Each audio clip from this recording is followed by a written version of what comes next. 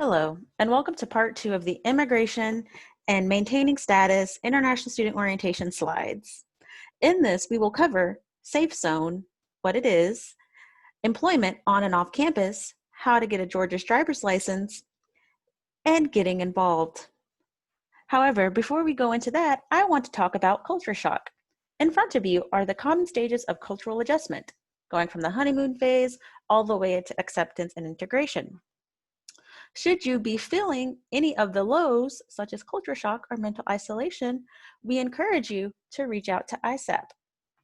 ISAP, many of us in the office have a Safe Zone sticker. ISAP can talk with you about any private or personal issues you would like to discuss. We can then refer you to other resources. All communication with ISAP is confidential unless it breaks the law or causes harm to anyone, including yourself. Here are some of the things, but not limited to, that we can talk to you about.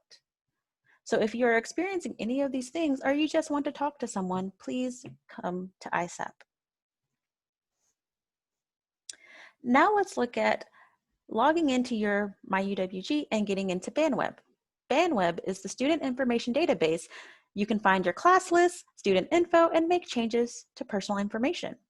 So you just log in with your UWG ID and password, and at the top, you will select BandWeb. Now let's get to traveling outside of the US. If you are outside of the US and your visa has expired, you must renew your visa before returning to the US. To renew your visa, please see an ISAP advisor first to verify your immigration paperwork and travel signatures. Then visit the US Embassy or consulate in your home country. This information is also available on our website. Re-entry to the US. Now, let's say your visa is not expired and you have traveled home or gone on vacation to another country. Here are the requirements for you to enter back into the US. A valid passport, valid F1 or J1 visa, and we recommend you bring a copy of your UWG acceptance letter. You will also need a valid I-20 or valid DS 2019 with a DSO or RO signature that is no more than 6 months old. Please be sure to request your travel signature 2 weeks before departure. Also, check travel clearance reminders each semester via ISAP newsletter and our website. Okay, employment on campus. To be eligible for employment on campus, you must be in valid F1 or J1 status. 20 hours per week is the limit when school is in session. This is including graduate assistantships. No special authorization is required. However, you must apply for a social security number, which is free. Now let's talk about the social security number, what it is. It is used by all employers to identify employees, withhold taxes, and to report taxable income to the IRS, or also known as Internal Revenue Service. You only need a social security number if you are employed. Without a job offer, you cannot get a social security number. We ask that you wait until 2 weeks after the first day of classes to apply for a social security number due to processing times for new students. More instructions is on our website.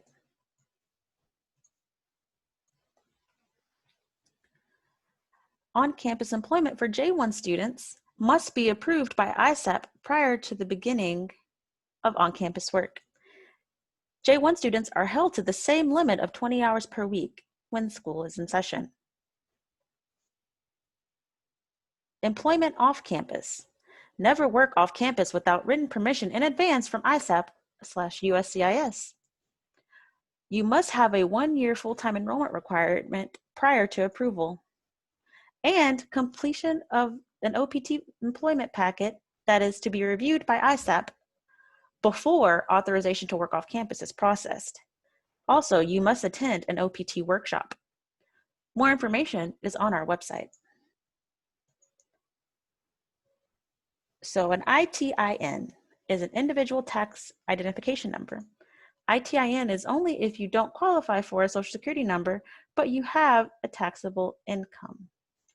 If you are an athlete, this applies to you. Please contact ISAP for more details. So, when you are working, you are required to follow the federal and state tax rules, including filing tax forms each spring by April 15th. Everybody, even if you did not work, fills out the form 8843 and sends it to the Internal Revenue Service. This is to let the government know that you are here in the US. If you need help filing your taxes, don't worry though. ISAP provides a free software called SprintTax. SprintTax is specifically designated to prepare non-resident tax forms. Watch our newsletter and website for reminders. Now let's go over the danger of losing status. The opposite of active status is terminated status or out of status. These can happen if you withdraw from school or are being in school for less than full time. If you are outside the US for more than 5 months, are on academic suspension or expulsion, and criminal activity. The number one reason students are terminated is failure to enroll or maintain full-time enrollment.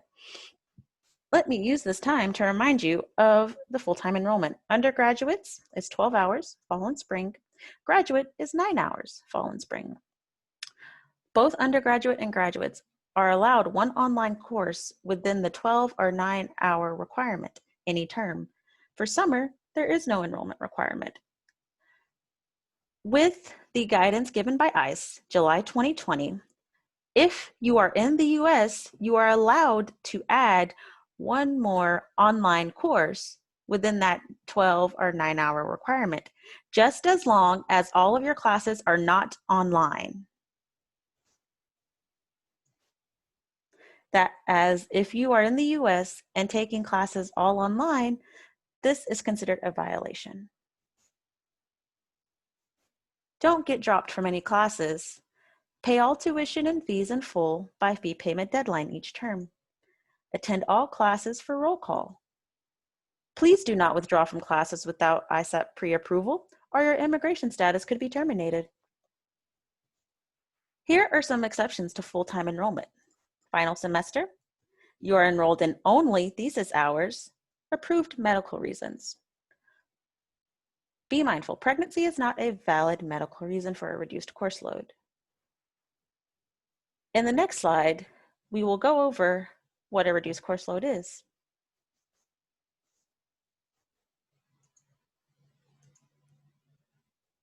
Reduced course load, RCL. Deadline to request RCL is the end of the first 2 weeks of the semester. Please visit ISAP or check our website if you have questions about this policy.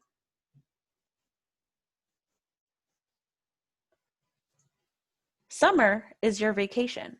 No enrollment required unless it is your first term. Please always check with your academic department for their requirements. Now let's go over getting a Georgia driver's license. DDS stands for Georgia Department of Driver Services. More details are on our website under Maintaining Status. Here is an example of a Georgia driver's license. Be mindful, driving laws and permits are different in every state. You may drive legally with your international driver's license for 30 days after entering the US.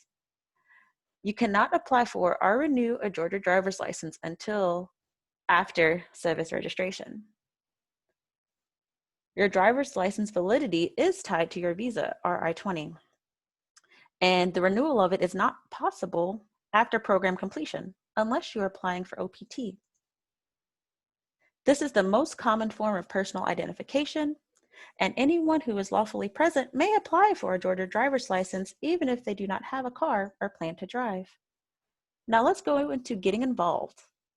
The best way to meet, improve your English, and make American friends is getting involved in a campus organization. 100+ student orgs can be found on WolfConnect. Here's the symbol for WolfConnect. This is UWG's campus engagement platform to help you connect to campus and find ways to get involved. You can find upcoming on and off campus events, search for and join student orgs, connect with campus departments, and stay plugged into news, events, and opportunities. Here's the website to WolfConnect. In the top left, that is the home page, and in the bottom right, you see the event page. Also, there's the Office of Education Abroad, Voyageurs, and Campus Buddies. Voyageurs is a student org for students who have studied abroad or are interested in it. They have game nights, potlucks, movie screenings, gift exchanges. Please check our website for information on upcoming meetings. There's also Campus Buddies. UWG students who studied abroad are matched with exchange students to help give them support and advice. Congratulations, you have come to the end of the International Immigration and Maintaining Status orientation. Yay! Your next steps is to complete the Google quiz, which is on the website, and also complete the international check-in form. To get the international check-in form, you must email us a confirmation that you have completed the online orientation that is required of all students coming into UWG for fall 2020. With that, I welcome you to UWG, and I hope you have a very good fall 2020 semester. You are welcomed here.